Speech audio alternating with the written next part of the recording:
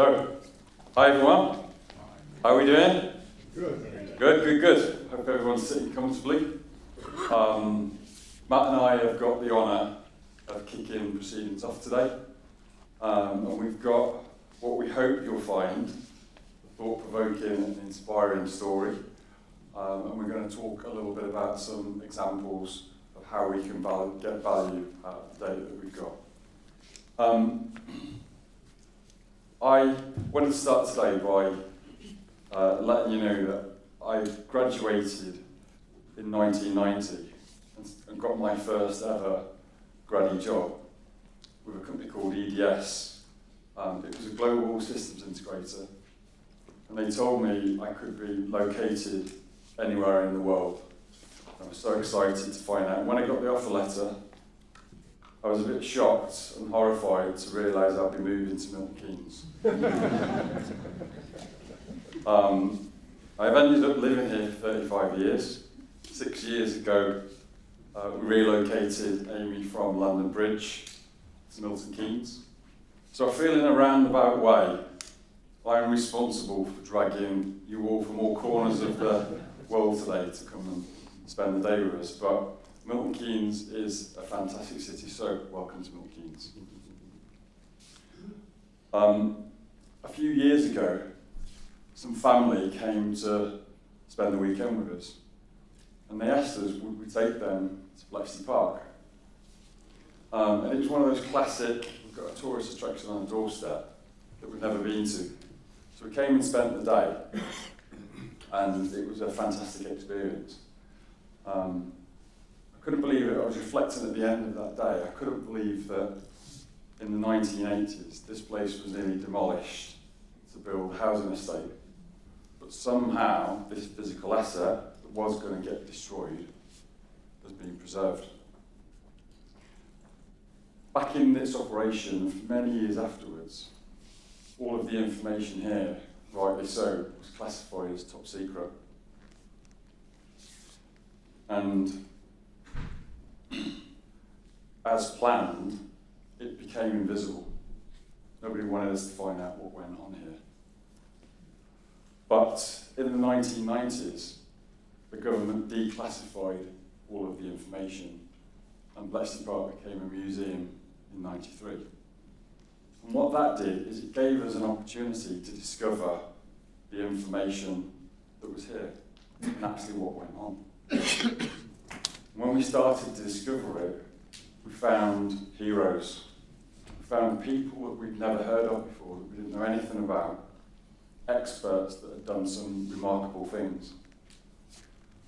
It gave us an opportunity to recognise who they were, to celebrate what they'd done, but importantly to pass on that knowledge for generations to come. We also learned about new ways of working that we'd never seen before. They were the pioneers of Agile, every day, failing fast, taking what they'd learned in that day and iterating into the next. It was also the first and biggest ever hackathon. 10,000 people from one of the most diverse backgrounds came together. I think it was 70% women, different nationalities, different languages, different walks of life, from mathematicians to musicians. They all came together with a very slim management structure to work on one single problem for 10 years. It was incredible. We also discovered secrets that we knew nothing about, patterns and formulas that derived some amazing intelligence that, as Tom said, was massively important during the war. And we also found out about innovation. These guys invented the first ever computer, and some would argue were the fathers of artificial intelligence. The story that I'm trying to convey today is actually remarkably similar to Bletchley Park. Organisations all over the world have amassed petabytes of data and have stored it across thousands of different systems. But they have inadvertently let that information also become invisible. And over time, that's got dark, and old and unfamiliar. We've struggled to discover that and explore it. And as a result, over time, that also has become undervalued.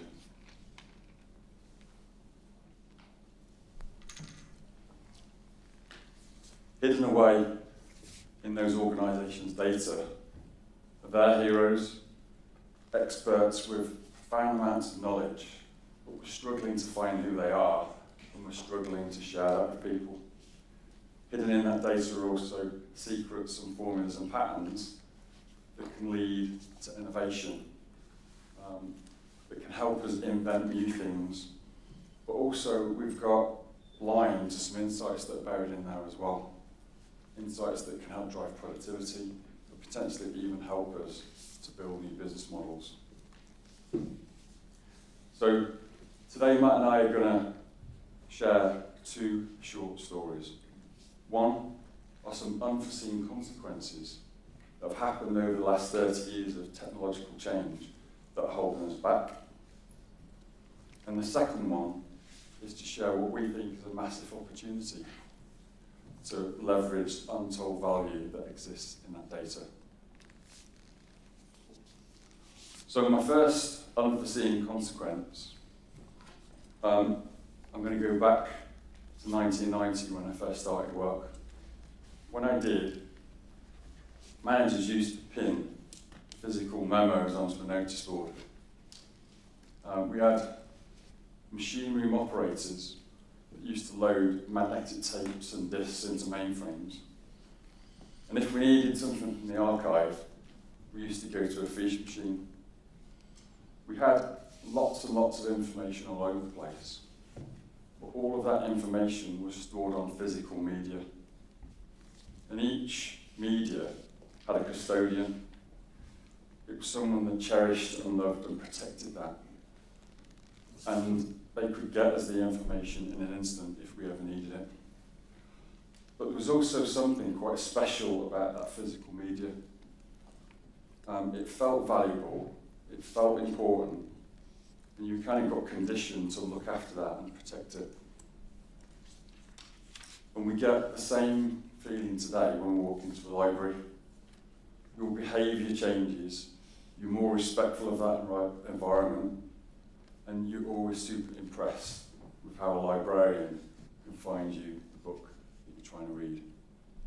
So our first unforeseen consequence is that we don't respect information in the way that we used to.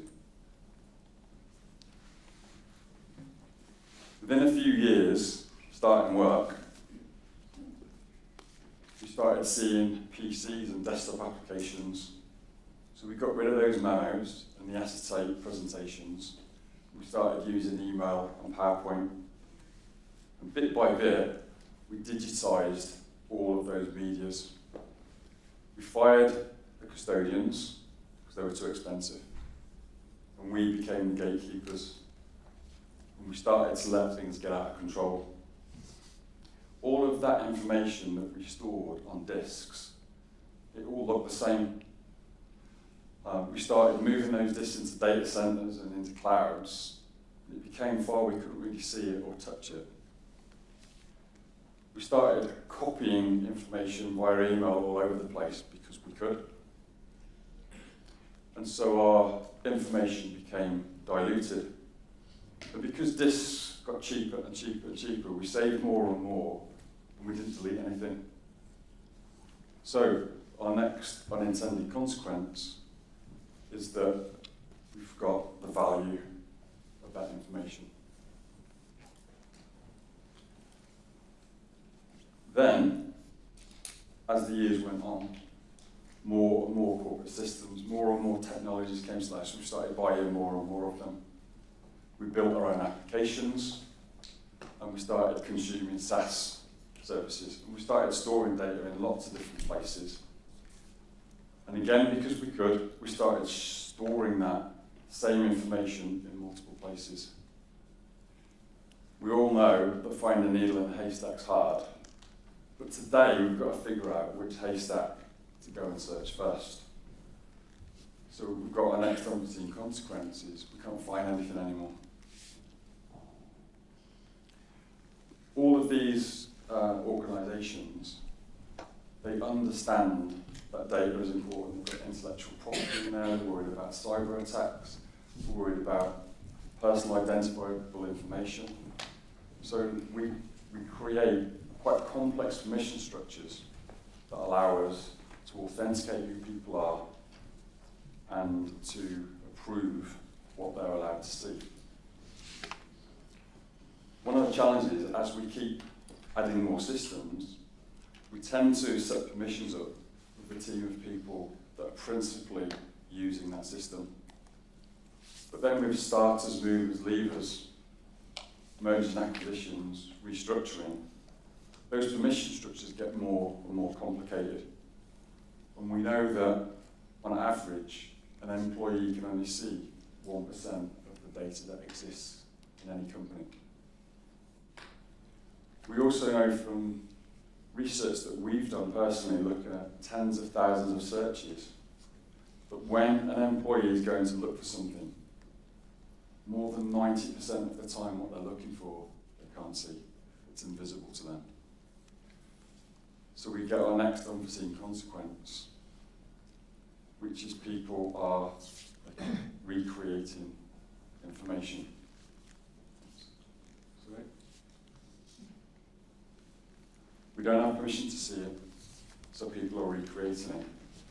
Again, we did some research about 10 years ago with a few large enterprises, and we looked at petabytes of data on their network drives, and we found that over 70% of that information was only used once on the day that it was created. We know that because people can't find it, they're systematically recreating that. Or maybe even worse, making business critical decisions without the right information to hand. So my last unforeseen consequence is we've become laggards in business. I remember early in my career, all of the new tech came from work. And these days, it seems to have flipped the other way around. We've allowed our data to get in such a mess, we're really struggling to take advantage of new technologies like artificial intelligence. Paul Maker, who you're going to hear from in a while, he often tells me that AI is a bit like a power tool. If you give it to a knowledge worker, you can make them superhuman. The problem is AI requires good data. It's a bit like putting a Formula One engine into a go-kart. If you don't think about the brakes and the steering, then they're going to go off at the first corner and do themselves serious damage and to everyone around them. So we've got our last unforeseen consequence. We become our own worst enemy. We can't leverage AI, and we're providing a second-class experience in the office. If you add up those 5 unforeseen consequences over the last 20, 30 years, somehow we've managed to inadvertently divest our responsibility for data. And I now think it's the time that we change that and started to create a much better experience in the office. So I'm going to hand over to Matt. Matt and I were joking earlier. I said Matt's a lot younger than I am, and he's probably only got 20 years of experience. And then I found out today that we probably started our careers in the same year, 1990. But Matt has been on a journey with Aiimi Mountain, and they've seen some incredible, over that 30 years, seen some incredible digital transformation. But Matt, would you mind sharing some of your thoughts on? Yeah, certainly. Yeah, when we first started talking about this, we thought I was 20 years younger. After told him he's had more stress in his career. So, as we started talking about this and I started learning more about where we are as a physical presence as to what we're doing, I started thinking about the amount of data the workers here had to process. Unstructured data probably came in documents, came in code, came in listening devices, what it might be. But all that data came in unstructured, And then how do they classify that data when it came in? What was the chain of custody for that data? Like, it must have been immense because there were no tools available at that time necessarily to manage that, so they had to invent those tools. And then I think, from 1945 to 45 years later, which is 1990, I started my first opportunity as an intern at Anderson Consulting, which is now Accenture. In one of the first jobs, the first week I'm there, every day at 4 o'clock, which I really liked because it got me out of the office early, I had to go get the backup tapes. And so I started thinking about that related to this, and I had to go secure that data. I was the chain of custody. As a 20-year-old, I was the chain of custody for the data that we were driving out of that corporate location in Chicago. I would go to a door that was locked with a mechanical lock that I had to push buttons. I would go pick up these tapes. I would classify them, put them in a locked briefcase, and then I would take them to a bank location and secure them in a vault. You think about that today, it's unheard of. But 45 years after what they did here, we're doing a similar thing. We're classifying, we're securing, we have chain of custody on the data that's there. Little did I know, years later, we'd be having the same conversation. So it's an interesting turn of events when you think about what happened here and what we're doing today. You also think about then where we are as an organization, Iron Mountain, to what transpired here. Has it changed that much? I don't know that it has. If you think about all the data that came in physically from the military field, the field of battle here, and then all the physical and digital data that we receive at Iron Mountain.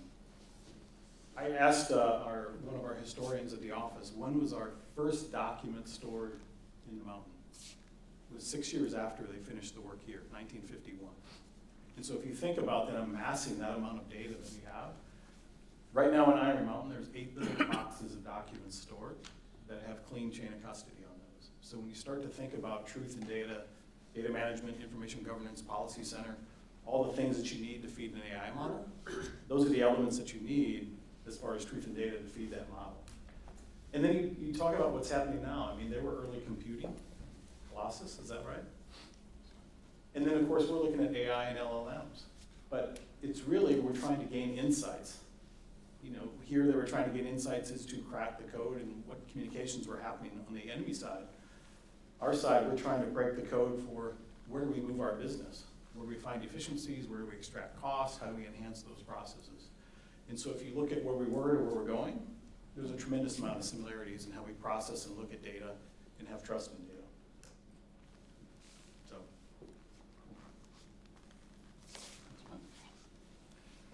So we'll flip to our second short story, hopefully slightly more positive one. And really just to share with you what we think this massive opportunity is to unlock untold value from the data we've got. In 2018, Aiimi set about creating Aiimi Insight Engine. And today, that's our next generation workplace AI platform. We started that journey with some of our biggest and most favourite customers. Some of them are here today, so I had to give them a nod. And our best partners. And at the heart of that big idea was to create a new virtual data layer that didn't exist. The idea was that that would sit across those 1,000 corporate systems. And we would be able, for each one, to be able to discover the information that was in there, classify that, label it, and put it all into a common data layer that would then join all of that data together. So it was a big idea at enterprise scale. We believed that if we could create something like that, it would have accelerated value in every project that we've done in our career so far. When we talk about all information, we really meant that. So first of all, we look at databases and things that live in corporate systems, data records. So think about things like SAP, Workday, ServiceNow. Every transaction that exists in that system becomes an object in that virtual data layer. Documents. So think about things that you might store in Google Drive, Microsoft 365, any enterprise content management system, but also job-specific stores like lawyers might have things in DocuSign, or designers in Design, or architects and engineers might have CAD drawings. So it's all unstructured document type information. Next is collaboration and media. So how do we talk to each other and communicate and collaborate? So think Slack, Teams, WhatsApp, email. Very different information architectures that have usually got multiple people having different threads of conversations. And often embedded in there is data and content. Next, we've got media and rich content. And what we mean by that are high fidelity, large images, drawings, video, CCTV, or call center transcriptions. Again, really valuable information that we want to connect in that layer. And then we've got web content. Web content, again, is another interesting information architecture, how that's pulled together. But often it's highly curated, highly relevant information that could sit in your website, your intranet, but also just as important in your customers, suppliers, in your ecosystem, regulators. We want to pull all of that knowledge also into that enterprise view. We've built some user experiences that sit on top of that, such as the Aiimi Workplace AI. And what that allows us to do is to be able to, in its core function, is anybody can find anything, no matter where that exists. But more and more of our customers are now using it to operationalize AI. So we can put a prompt, they might be looking for something, asking a question, asking to do some work. We can then go and shrink that world down, that big enterprise world, just to get the packets of relevant information that will fulfill that request. Pass that to a library of models, and pick the right model for the job, and then give somebody the answer or the work that we've asked it to do. One of the things, the design considerations that we made right at the start of the journey was to make this safe and secure. So one of the ways that we've done that is to focus on audit and citation. So at the end of that process, whatever we do, we can cite the data and where we've got the answers from. But from an audit point of view, we can go back 2 weeks after someone's made a decision, and they can go and look at the answer that was given, look at the model that gave that answer, look at how that model performed, the data that it used, the prompt that was given, and the context around the person that made that query. So making it safe and secure is really cool. More and more of our customers are wanting to turn this platform back at the data itself and use it for AI-powered data governance. I mean, if you think about it, we've now got a layer that understands where all your data is. And it gives us the opportunity to start identifying stuff that's in the wrong place and move it into the right place. We can also start locking things down that are too open, or opening things up that are too locked down. And more now, we're starting to be able to use it to fix data quality issues. So where we're seeing missing or incorrect data in those data records, more often than not, the data exists in some unstructured content somewhere else. So we'll be able to remediate that. One little example I just wanted to end with is we've started to build some agentic processes that go and build golden records, or golden collections as we call them. So if you think about policies or contracts, or let's say sales proposals, the ability to go and find all of those contracts, irrespective of where they are. They could be in DocuSign, they might be in a document library where they're supposed to be, they might be attached to an email or in someone's OneDrive. We can go and build a collection of all of those documents. We can go through a process to make sure that they're the most up-to-date version. And then we can provide a natural language interface that allows people to ask questions and put that data to work. The really cool thing about this is that we can do that irrespective of going and fixing data governance.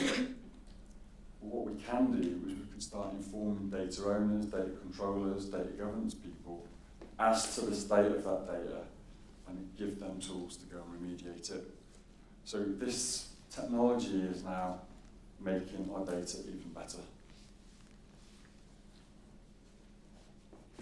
Matt, I know that Aiimi Mountain over the last, must be over 20 years, having been the custodian of physical information, they've been investing millions in R&D, building a digital experience platform, going on a very similar journey to what we've been doing at Aiimi.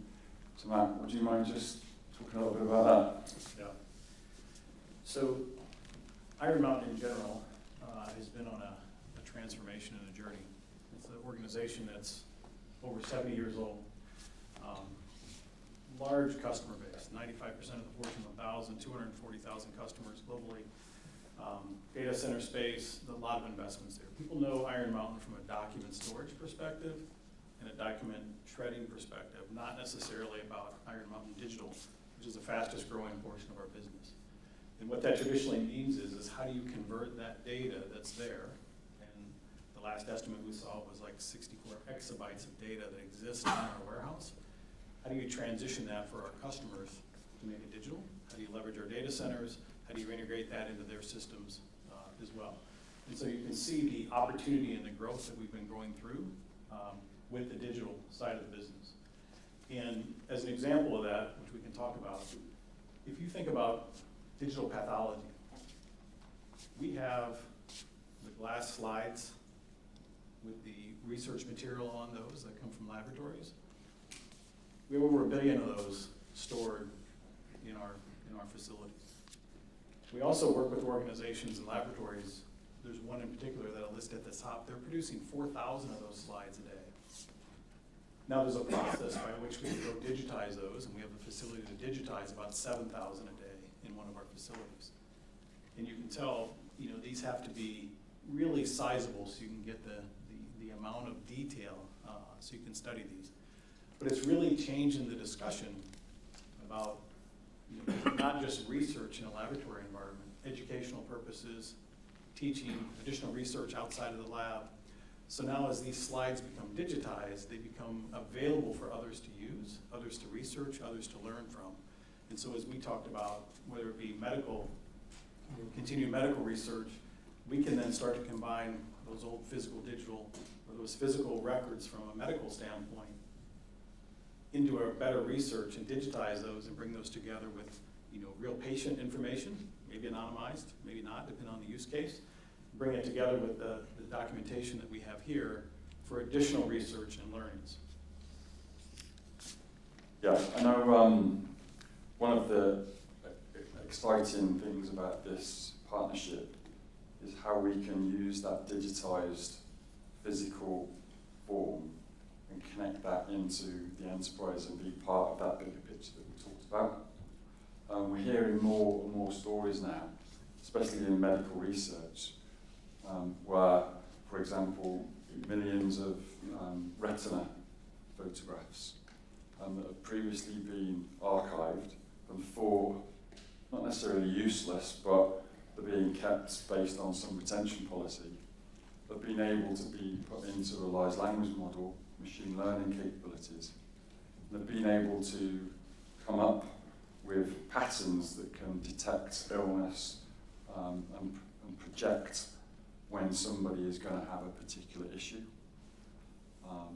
We can now connect those models into people going in for regular eye checkups and actually use the photograph of that retina and start predicting issues that are going to come up and recommended pathways to avoid that. So we're starting to really bring value from what something was old and dark and not discovered, and we're bringing that into life-changing applications. Another similar example, but a slightly different point. I remember reading a couple of years ago something very similar where photographs of biopsies on lung cancer patients oncologists were struggling to identify patterns in those biopsies that would give them accurate predictions of what was going to happen. They passed those same images into machine learning models, and it started identifying patterns, but it wasn't from the biopsy of the tissue. It was from related information that was on blood cells that just happened to be in the same pictures. And so a lot of our story here today is about connecting information and seeing insights that you didn't expect. There's another example. Hidden away was some magic in the blood cells, and from that, we've been able now to do blood tests that can detect lung cancer in patients a lot earlier on, even before they start materialising physically, and again recommending pathways to fix that. One final thing I wouldn't mind sharing is, whilst we've been on this journey, Paul Maker and I, we've long thought that these big enterprises that are our typical customers, often the amount of data, the size of it, the obligation of looking after it, it's almost felt like a burden. And we've always felt that that is the secret treasure trove. All of the lessons learned, all of those formulas, patterns, they are in there. And we do feel now that the technology is coming forward where we can start to realise that and surface those, and hopefully combat those digital native startup companies that tend to run loops around them. I think this is a really big moment. I think to add on to that too, you start thinking about the healthcare use cases and the impact of having good data to support that, so you don't misdiagnose some of those types of things. What we found is there's truth in data you can't see, which really brings a lot of the trust into building some of the models.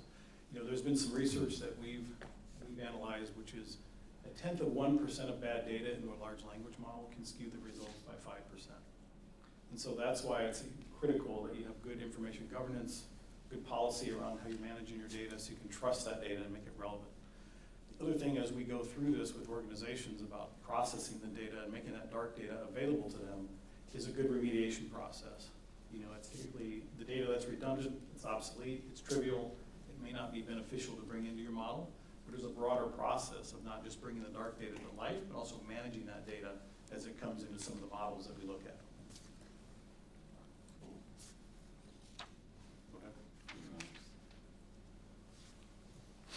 My slide. One of the things I was going to summarize here, which is just that we've talked a lot internally. We can build our models on the world's data, but what's important from our point of view is we build the models on your data, your organization's data, that you've got chain of custody on, that you believe in, that you have good information governance and driving good policy to manage. And so our whole point of view is let's train these initial models on your data so you get the results that you expect. Cool. Last slide.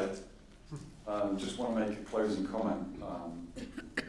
That I think sometimes you find yourself in the right place at the right time with the right people and the right partners.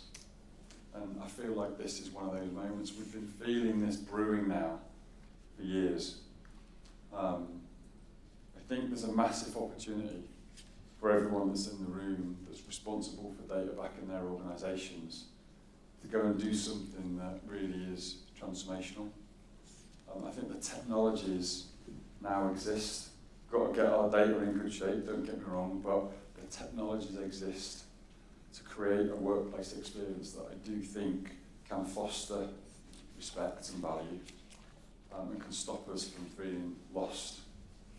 So I think it's time that we all went back and really focused on creating that experience that will help all of our staff fall back in love with information again. So thank you.